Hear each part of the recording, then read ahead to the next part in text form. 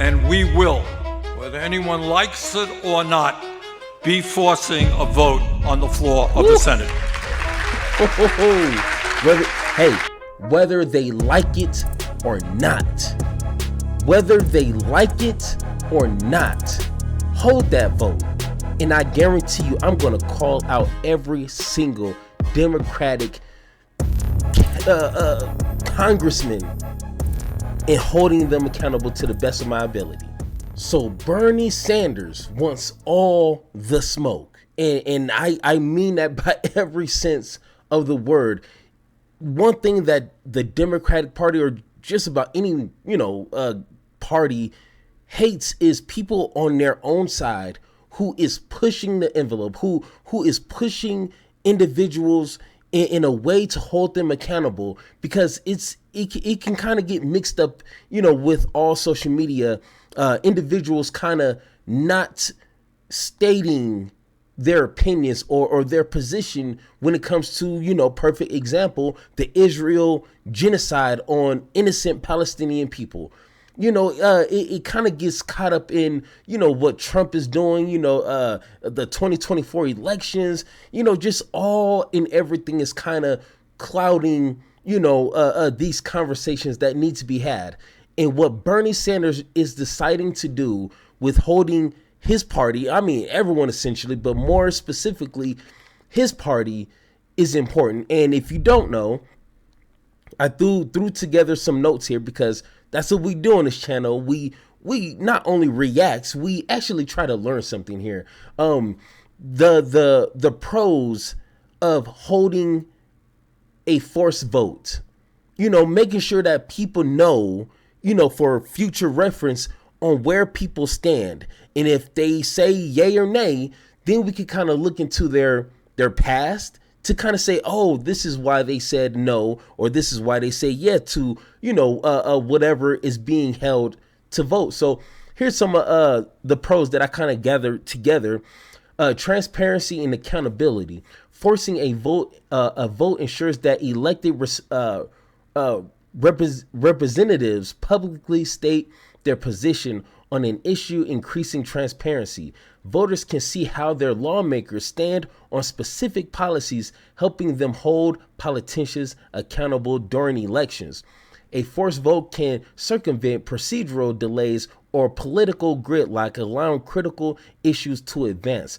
This is especially useful when leadership is hesitant to bring legislation to the floor due to political risk or opposition. So that's this specific conversation in a nutshell. You know what I'm saying? Because we know, for, one example is AIPAC. We know AIPAC is paying 99.9% Republicans to stand on a certain position. And we know a lot of Democrats are also getting paid by the same organization to say yes or no, or essentially hold their values and perspectives. So, once again, that's a whole nother conversation I had on a separate video. But what Bernie Sanders is deciding to do, to me, is not going to be groundbreaking, but we can hold these individuals accountable. Instead of saying, oh, the whole Democratic Party is X, Y, and Z, we can call out individuals by name who refuse to tell Israel to stop the genocide or to propose a bill to stop the funding or ceasefire. Something, anything is better than what's going on now. So let's go ahead and hear what Bernie Sanders himself has to say. A war which has killed more than 43,000 Palestinians and injured over 102,000, 60% of whom are women, children, or elderly people. All of this death and destruction is being supported by U.S. taxpayers who have provided in recent times over $18 billion in military aid to Israel. Hold on, time out. Wait a minute. Just understand that, okay? Just understand how much money that is, okay? 18 billion, not 18 million, 18 billion, not in overall funds, just in military spending alone.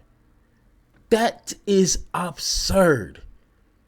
Like literally, that reminds everyone of the Tupac phrase. You know, we got money for wars, but can't feed the poor. Are you kidding me?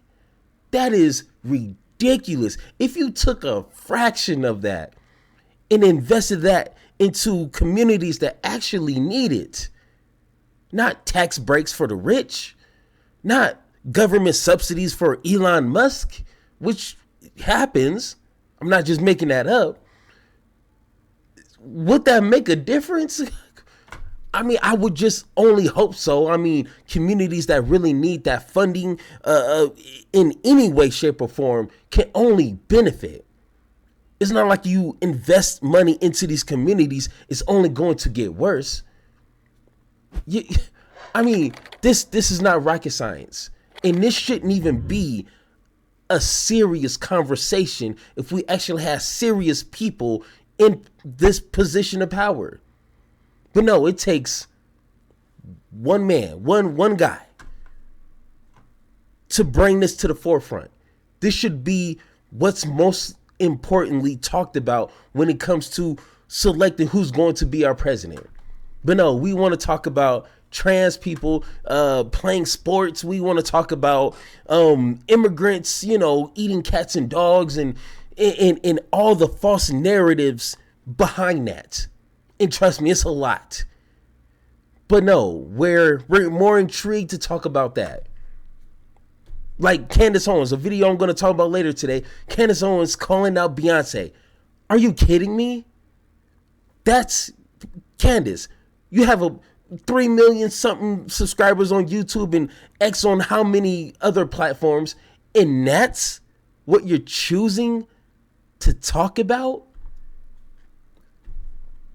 Like a whole, I mean, I can go on and on about the ridiculousness of these people who have a platform and are in a position of power to do something, anything, and they refuse to.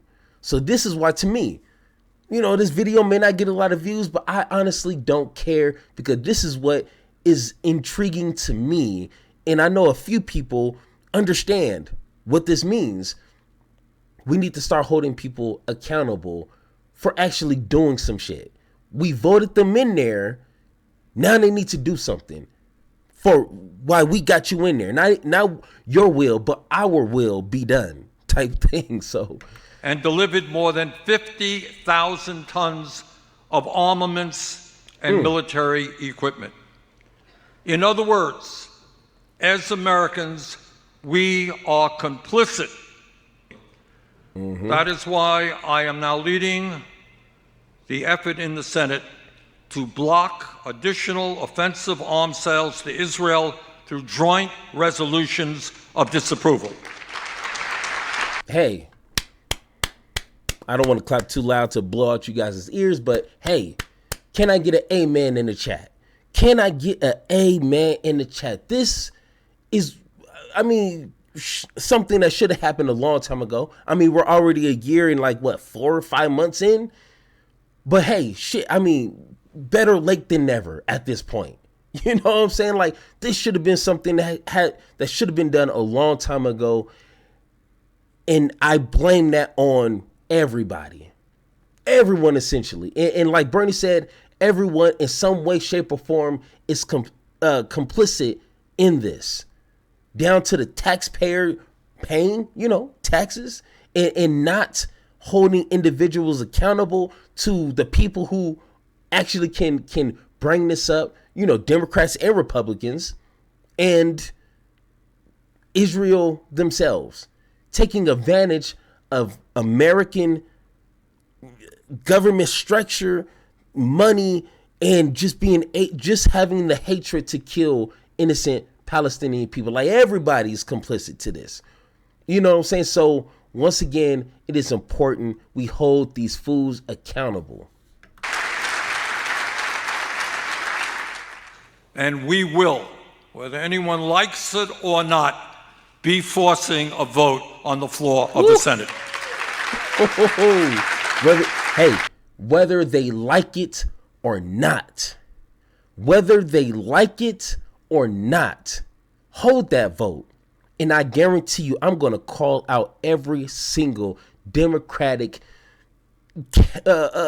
congressman and holding them accountable to the best of my ability. You know, I don't have the biggest platform. I get that. I know. But somebody needs to do it. Okay, I'm not going to wait for, whoever has 1 million. No. I'm going to do it myself. That's just how I'm built. You know what I'm saying? I'm not going to wait for nobody else to step up and say something. So. And I need your help to stand up for humanity, to stand up for morality, to stand up for justice. Amen and amen. Once again, it is important that we participate in government.